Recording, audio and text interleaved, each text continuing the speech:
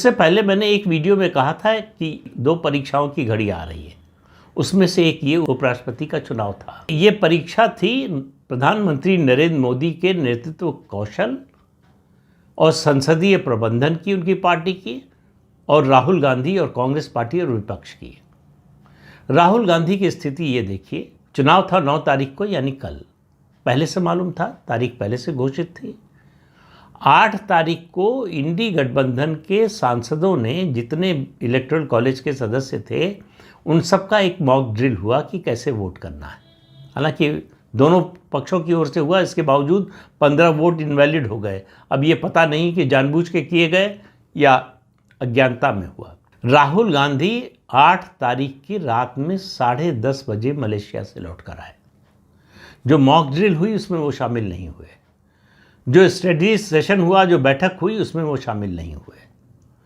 तो वो विपक्ष के नेता के रूप में अपने काम को कितनी गंभीरता से लेते हैं, इससे पता चलता है। मैं ये नहीं कह रहा हूं कि वो अगर शामिल होते, पहले से आ जाते, तो बी सुदर्शन रेड्डी चुनाव जीत जाते।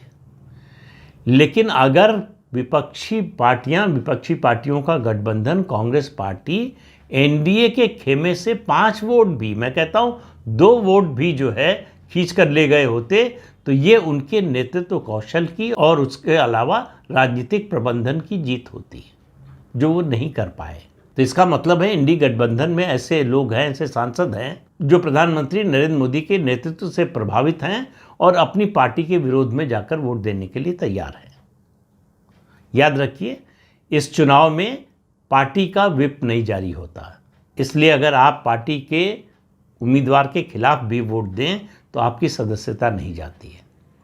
आज तक ऐसा कभी नहीं हुआ है कि उपराष्ट्रपति पद का जो सत्तारूढ़ दल का उम्मीदवार हो वो चुनाव हारा हो। लेकिन एक बार राष्ट्रपति के चुनाव में हो चुका है, और वो आपको याद होगा अच्छी तरह से, 1969, जब कांग्रेस पार्टी के आधिकारिक उम्मीदवार थे डॉक्टर नीलम संजीव रेड्डी, और उनको इंदिरा गांधी हराना चाहती थी, तो उन्होंने अपील की थी कि अपनी अंतरात्मा की आवाज़ पर वोट दीजिए।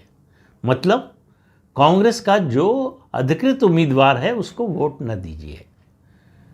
वीवी गिरी उस समय उपराष्ट्रपति थे, इस्तीफा देकर चुनाव लड़ रहे थे राष्ट्रपति का निर्दलीय उम्मीदवार के रूप में।